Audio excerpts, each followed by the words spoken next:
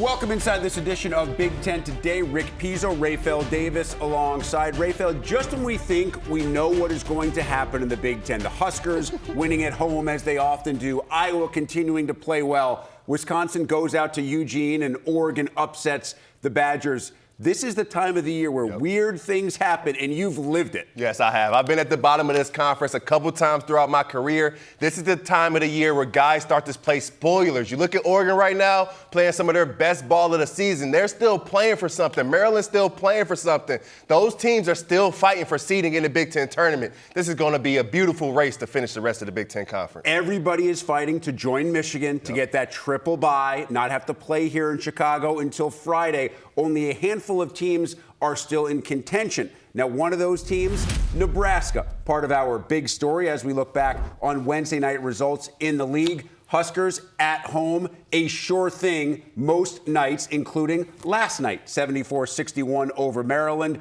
Iowa takes care of business against Ohio State. The Buckeyes went into that game bubblicious, came out perhaps on the wrong side of the bubble, and as we mentioned, Oregon uses a huge second half, dropping half 100 after recess on Wisconsin to win it 85-71.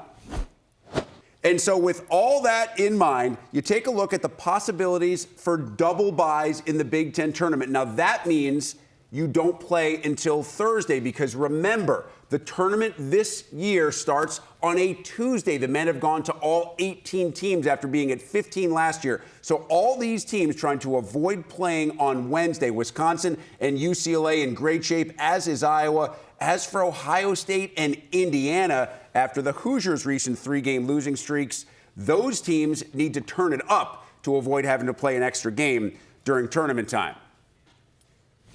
Let's focus on one of those teams, Rafael, Ohio State, who went on the road last night to try and deal with Iowa. This is a really good Hawkeye team. I'll be honest with you. This Hawkeye team, to me, is significantly better than I expected it to be in year one under Ben McCollum because we had no idea if all these players who followed him from Drake and players who started at the Division II level would be able to make it in the Big Ten. They have proven that they certainly can. Yeah, we just didn't know how talented they were. We didn't know if they could make that jump. And it's not just about their talent making the jump, it's about their discipline because they're one of the more disciplined teams in this conference. They take good shots, they follow the scout report, they get the ball where it needs to, and at the end of the day, they trust their coach. It was a big-time game because they came into it losing 3 of their last 4. Ohio State gets off to a huge start. Ohio State starts the game 14-2. Ben McCollum calls a timeout, and whatever he said in that timeout, I want to know what it was because Iowa came out of that timeout and goes on a 21-1 run over the next 10 minutes and took the game over and never looked back.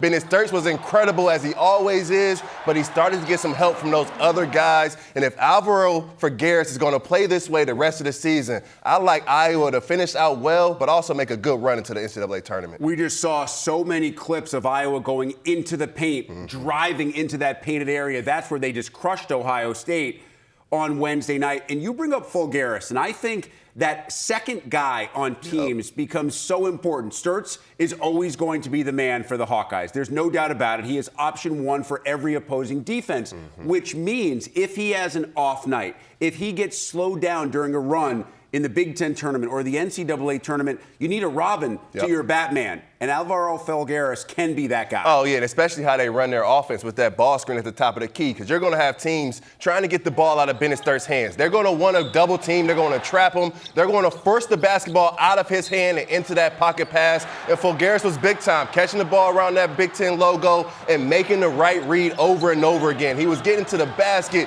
getting to the free throw line, 20 points of his own, but also 5 assists to his guys knocking down shots all over the floors. There were times in that first half where Coach was able to use Bennett as a decoy, pass the basketball, go stand in the corner, and let those other guys play some motion offense because it wasn't just Fulgaris. He was big time. But Cam, meanwhile, his ability to finish at the rim, that was on full display. And then on the other end for the Hawkeyes, because they lost those 3 out of the 4 games coming in, they were giving up 80 points per contest. So they needed to up their defense And I got to give a huge shout out to Kel Combs because what he did to Bruce Thornton on a defensive end took him out of the ball game. We haven't seen that done that much to Bruce over his career. We've covered Big Ten tournaments. You've played in Big Ten tournaments. When you go to a neutral site, sometimes those rims aren't as friendly as they are in your home gym.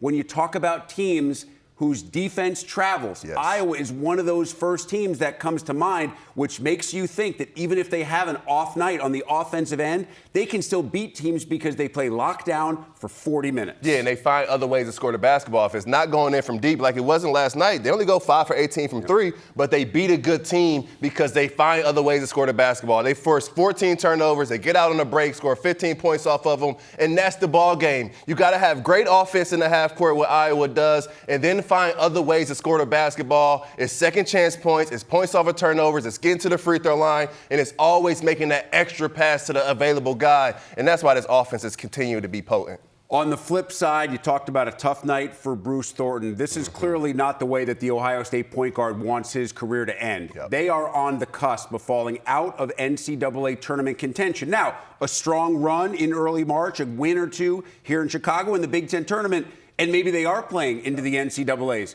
But they've gotten to the point where, to steal a phrase from Andy Katz, they are now playing Game 7 in the World Series every single time they step on the floor. They just got to be better on the defensive end. Offensively, we know how talented this squad is. You got Bruce Thornton, one of the best point guards in the whole country. You got John Mobley Jr., a guy that can knock down shots anywhere on the floor. And then Devin Royal is a Swiss Army knife. He can do a lot on the floor. He can finish at the rim. He can knock down shots.